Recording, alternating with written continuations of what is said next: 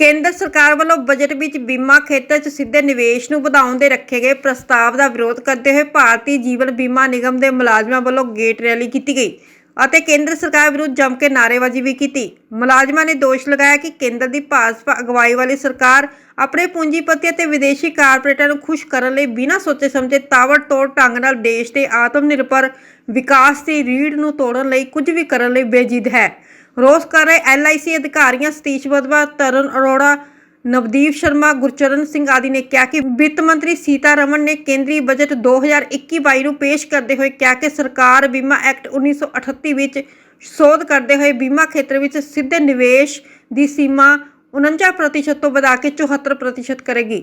ਸਰਵਜਨਕ ਖੇਤਰ ਦੀ ਸਧਾਰਨ ਬੀਮਾ ਕੰਪਨੀਆਂ ਵਿੱਚ ਇੱਕ ਕੰਪਨੀ ਅਤੇ ਸਰਵਜਨਕ ਖੇਤਰ ਦੇ 2 ਬੈਂਕਾਂ ਦਾ ਨਿੱਜੀਕਰਨ ਕਰੇਗੀ ਅਤੇ ਹੋਰ ਆਗੂ ਨੀਰਜ ਕੱਕੜ, गुरप्रीत सिंह और अंजू गुप्ता ने कहा कि भारतीय जीवन बीमा निगम नाल 40 करोड़ पॉलिसी धारी जुड़े हुए ने। जॉइंट फ्रंट जिंदाबाद जिंदाबाद जिंदाबाद, joint front march on march on march on, worker unity right path right path right path. आज LIC में क्या है, आज LIC में क्या है, इस हड़ताल की जिम्मेवार, इस हड़ताल की जिम्मेवार भारत सरकार मुर्दाबाद मुर्दाबाद मुर्दाबाद, भारत सरकार मुर्दाबाद मुर्दाबाद मुर्दाबाद। साडी स्ट्राइक है इस बजट 'ਚ ਜਿਹੜਾ ਸੈਂਟਰ ਗਵਰਨਮੈਂਟ ਨੇ ਇਸ ਬਜਟ 'ਚ ਜਿਹੜਾ ਪੇਸ਼ ਕੀਤੇ ਸੀ, ਦੋ ਗੱਲਾਂ ਕੀਤੀਆਂ ਸੀ। ਇੱਕ ਤਾਂ ਸੀਗਾ LIC ਦਾ ਜਿਹੜਾ ਹੈਗਾ IPO ਲਿਆਂਦਾ ਜਾਏਗਾ, ਸ਼ੇਅਰ ਮਾਰਕੀਟ 'ਚ ਇਹਨੂੰ ਇਨਵੈਸਟ ਕੀਤਾ ਜਾਏਗਾ LIC ਦਾ ਪੈਸਾ।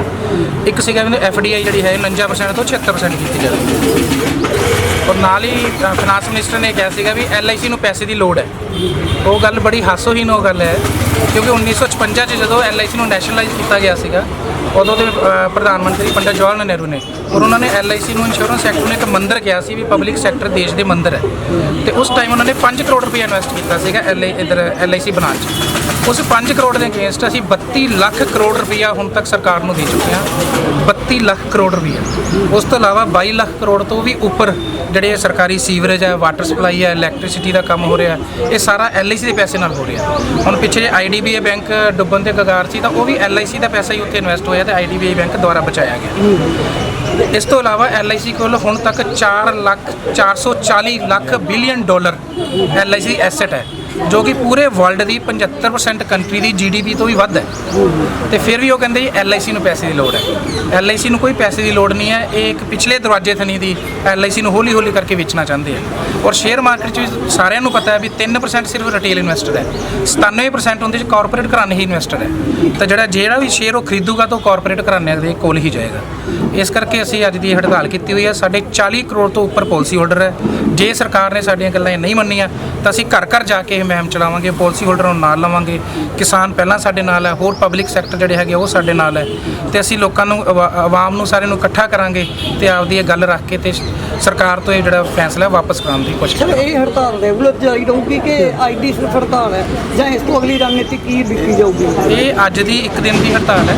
ਬਾਕੀ ਉੱਪਰਲੀ ਰਣਨੀਤੀ ਸਾਡੀ all India insurance employee association ਹੈ, ਜੁਆਇੰਟ ਫਰੰਟ ਇੱਕ ਅਸੀਂ ਬਣਾਇਆ ਹੋਇਆ, ਜਿਹਦੇ ਕਲਾਸ 3, 4, ਕਲਾਸ 2, ਕਲਾਸ 1 ਐਸੋਸੀਏਸ਼ਨ ਸਾਰੀਆਂ ਹੈਗੀਆਂ। ਜੋ ਉੱਪਰੋਂ ਸਾਨੂੰ ਡਿਸੀਜਨ ਆਏਗਾ ਉਹ ਅਸੀਂ ਇੱਥੇ ਵਿੱਚ ਇੰਪਲੀਮੈਂਟ ਕਰਾਂਗੇ। ਕਿਸਾਨਾਂ ਨਾਲ ਵੀ ਪੂਰਾ ਧੱਕਾ ਹੋ ਰਿਹਾ, ਉਹਨਾਂ ਦੀ ਫਾਈਨੈਂਸ਼ੀਅਲੀ ਹੈਲਪ ਲਈ ਵੀ LIC ਦੇ ਸਾਰੇ ਆਲ ਓਵਰ ਇੰਡੀਆ 'ਚ ਸਟਾਫ ਨੇ, ਨਾਰਦਰਨ ਜ਼ੋਨ ਦੇ ਸਟਾਫ ਨੇ ਕਲੈਕਸ਼ਨ ਕੀਤੀ, ਉੱਥੇ ਧਰਨੇ 'ਤੇ ਜਾ ਕੇ ਦੇ ਕੇ ਆਏ। ਉੱਥੇ ਦੇ ਜਿਹੜੇ ਦਿੱਲੀ ਦੇ ਸਾਡੇ ਲੀਡਰ ਆ ਉਹ ਲਗਾਤਾਰ ਉਹਨਾਂ ਦੇ ਨਾਲ ਉੱਥੇ ਰਾਤ ਭਰ ਰੱਖਿਆ ਹੋਇਆ ਹੈ ਤੇ ਉਹਨਾਂ ਦੀ ਹੈਲਪ ਵੀ ਕਰ ਰਹੇ ਆ। ਔਰ ਇਹ ਵੀ ਟੋਟਲੀ ਕਿਸਾਨਾਂ ਨਾਲ ਸਰਕਾਰ ਧੱਕਾ ਕਰ ਰਹੀ ਹੈ। ਦੇਖੋ ਪਹਿਲਾਂ ਤਾਂ ਇਹਨਾਂ ਨੇ ਛੋਟੇ ਛੋਟੇ ਅਦਾਰੇ BSNL ਵਰਗੇ ਸਾਰੇ ਡਿਸਮੈਂਟਲ ਕਰਤੇ ਤੇ ਇਹਨਾਂ ਨੂੰ ਇਹ ਸੀ ਵੀ ਇਹ ਵੀ ਅਸੀਂ ਕਰ ਲਾਂਗੇ, ਪਰ ਕਿਸਾਨ ਪੂਰੇ ਡਟੇ ਹੋਏ ਆ ਤੇ ਸਾਡੀ ਜਿਹੜੀ ਅਸੀਂ ਸਾਡੀ ਯੂਨੀਅਨ ਹੈ, ਅਸੀਂ ਕਿਸਾਨਾਂ ਦੇ ਨਾਲ।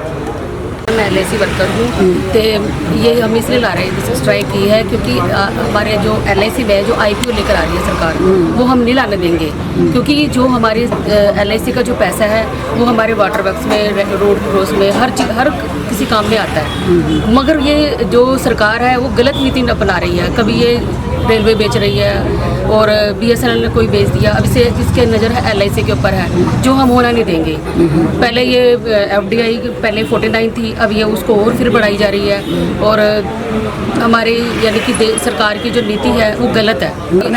अगर IPO अगर ये सरकार हमारे इस स्ट्राइक पर कोई नहीं ध्यान देगी तो हमारी जो भी हमारी कॉल आएंगी तो वो उससे आगे करेंगे। ये 1 दिन की स्ट्राइक है, उससे पहले हमने रोष प्रकट किया था 8 मार्च को, 15 मार्च को और परसों भी किया था 16 मार्च को। शहर वगैरह में रैली वगैरह भी निकाली जा रही है कि यहाँ बैठ के धरना दिया जा रहा है? नहीं, रैली नहीं निकाली, करना ही। सर किस मामले में लेके आए थे LIC दफ्तर ਧਰਨਾ ਲਾਇਆ ਗਿਆ? ਹਾਂਜੀ, ਸਭ ਤੋਂ ਪਹਿਲਾਂ ਮੈਂ ਨੀਰਜ ਕੱਕੜ, ਮੈਂ ਬਰਾਜ ਪ੍ਰੈਜ਼ੀਡੈਂਟ ਹਾਂ ਨਾਰਦਰਨ, ਮਤਲਬ ਸਾਡੀ ਜਿਹੜੀ ਫੈਡਰੇਸ਼ਨ ਹੈ ਫੀਲਡ ਵਰਕਰਸ ਆਫ ਇੰਡੀਆ ਦੀ। ਤੇ ਅੱਜ ਤੁਸੀਂ ਨਾਰਿਆਂ ਤੋਂ ਹੀ ਦੇਖ ਲਿਆ ਹੋਣਾ ਕਿ ਅਸੀਂ ਇੱਕ ਨਾਰਾ ਲਾਇਆ, ਮੋਦੀ ਤੇਰੀ ਜਾਗੀਰ ਨਹੀਂ, ਹਿੰਦੁਸਤਾਨ ਹਮਾਰਾ ਹੈ। ਤਾਂ ਅਸੀਂ ਮੋਦੀ ਦਾ ਉਹ ਭੁਲੇਖਾ ਕੱਢਣ ਵਾਸਤੇ ਕਿ ਉਹ ਆਪਣੇ ਕਾਰਪੋਰੇਟ ਜਿਹੜੇ ਘਰਾਣੇ ਨੇ, ਆਪਣੇ ਜਿਹੜੇ ਉਹਦੇ ਸਾਥੀ ਨੇ, ਉਹ ਜਿਹੜੇ 4-5 ਘਰਾਣੇ ਜਿਨ੍ਹਾਂ ਨੂੰ ਉਹ ਦੇਸ਼ ਵੇਚਣਾ ਚਾਹੁੰਦਾ ਹੈ ਕਿ ਉਹ ਵੇਚ ਲੇਗਾ, ਅਸੀਂ ਉਸ ਦੇ ਵਿਰੁੱਧ 'ਚ ਪੂਰੇ ਡਟ ਕੇ ਖੜੇ ਹਾਂ। ਦੇਖੋ 1956 ਵਿੱਚ ਜਦੋਂ ਪੰਡਿਤ ਜਵਾਹਰ ਲਾਲ ਨਹਿਰੂ ਨੇ LIC ਐਕਟ ਬਣਾ ਕੇ ਨੈਸ਼ਨਲਾਈਜੇਸ਼ਨ ਕੀਤਾ ਸੀ ਇੰਸ਼ੋਰੈਂਸ ਬਿਜ਼ਨਸ ਦਾ, ਤਾਂ ਉਦੋਂ ਤੋਂ ਲੈ ਕੇ ਹੁਣ ਤੱਕ 63 ਸਾਲ ਹੋ ਗਏ ਨੇ, 65 ਸਾਲ ਹੋ ਗਏ ਨੇ। ਸਾਡੇ ਸਾਰੇ EMPLOYEEਜ਼, ਸਾਡੇ ਫੀਲਡ ਸਟਾਫ, ਸਾਡੇ ਏਜੰਟਸ ਸਾਈਕਲਾਂ ਤੇ ਜਾ ਕੇ, ਪੈਦਲ ਜਾ ਕੇ 10-10, 20-20 ਕਿਲੋਮੀਟਰ ਜਾ ਕੇ ਲੋਕਾਂ ਨੂੰ ਇੰਸ਼ੋਰ ਕਰ ਰਹੇ ਨੇ, ਕਿਉਂਕਿ ਉਦੋਂ LIC ਐਕਟ ਦੇ ਵਿੱਚ ਇਹ ਲਿਖਿਆ ਗਿਆ ਸੀ ਕਿ ਜਿਹੜਾ ਇੰਸ਼ੋਰੈਂਸ ਹੈ ਉਹ ਰਿਮੋਟ ਏਰੀਆਜ਼ ਤੱਕ ਪਹੁੰਚਣਾ ਚਾਹੀਦਾ, ਹਰੇਕ ਜਿਹਦੀ ਪਹੁੰਚ ਹੈਗੀ ਇੰਸ਼ੋਰੈਂਸ ਕਰਵਾਉਣ ਦੀ। ਔਰ ਉਸੇ ਦਾ ਨਤੀਜਾ ਹੈ ਕਿ ਅੱਜ ਦੇਸ਼ ਵਿੱਚ 40 ਕਰੋੜ ਪਾਲਿਸੀ ਹੋਲਡਰਸ ਨੇ LIC ਦੇ। ਤੇ ਫਾਈਨਾਂਸ ਮਿਨਿਸਟਰ ਬਿਆਨ ਦਿੰਦੀ ਹੈ ਕਿ ਹਜੇ ਇਹਦੇ 'ਚ ਪੈਨੇਟ੍ਰੇਸ਼ਨ ਦੀ ਲੋੜ ਹੈ, ਇੰਸ਼ੋਰੈਂਸ ਸੈਕਟਰ ਨੇ ਜ਼ਿਆਦਾ ਗਰੋ ਨਹੀਂ ਕੀਤਾ ਤੇ ਇਸ ਕਰਕੇ ਇਹਦੇ ਵਿੱਚ ਮਤਲਬ ਫੋਰਨ ਇਨਵੈਸਟਰਸ ਨੂੰ ਲਿਆਉਣ ਦੀ, FDI ਵਧਾਉਣ ਦੀ ਜਾਂ LIC ਦਾ IPO ਲਿਆਉਣ ਦੀ ਲੋੜ ਹੈ। ਮੈਨੂੰ ਇਹ ਗੱਲ ਬੜੀ ਹਾਸੋਹੀਣੀ ਲੱਗਦੀ ਹੈ ਕਿ ਜਿਹੜੀ ਕੰਪਨੀ ਕੋਲੇ 440 ਬਿਲੀਅਨ ਡਾਲਰ ਦੇ ਐਸੈਟਸ ਨੇ, ਜਿਹੜੇ ਕਿ ਵਰਲਡ ਦੇ 75% ਦੇਸ਼ਾਂ ਦੀ GDP ਨਾਲੋਂ ਜ਼ਿਆਦਾ ਨੇ, ਉਸ ਸੰਸਥਾ ਨੂੰ ਫਾਈਨਾਂਸ ਮਿਨਿਸਟਰ ਤੇ ਆਪਣੇ ਪ੍ਰਾਈਮ ਮਿਨਿਸਟਰ ਕਹਿ ਰਹੇ ਨੇ ਕਿ ਪੈਸੇ ਦੀ ਲੋੜ ਹੈ।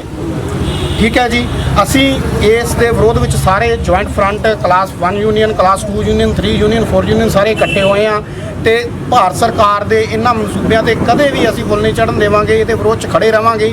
ਅੱਜ ਅਸੀਂ ਸਰ 1 ਦਿਨ ਦੀ ਸਟ੍ਰਾਈਕ ਕੀਤੀ ਹੈ, ਪਹਿਲਾਂ ਅਸੀਂ 3 ਦਿਨ ਆਪਦਾ ਵਿਰੋਧ ਜਤਾ ਚੁੱਕੇ ਹਾਂ, 5 ਮਾਰਚ ਨੂੰ, 8 ਮਾਰਚ ਨੂੰ ਤੇ 15 ਮਾਰਚ ਨੂੰ। 15 ਤੇ 16 ਮਾਰਚ ਦੀ ਸਟ੍ਰਾਈਕ ਸੀਗੀ ਬੈਂਕਾਂ ਦੀ, ਕੱਲ੍ਹ GIC ਦੀ ਸਟ੍ਰਾਈਕ ਸੀ, ਅੱਜ ਅਸੀਂ ਲਾਈਫ ਇੰਸ਼ੋਰੈਂਸ ਦੇ ਜਿਹੜੇ EMPLOYEEਜ਼ ਆ ਸਾਰੇ ਸਟ੍ਰਾਈਕ ਤੇ ਆਲ ਇੰਡੀਆ ਦੇ ਵਿੱਚ।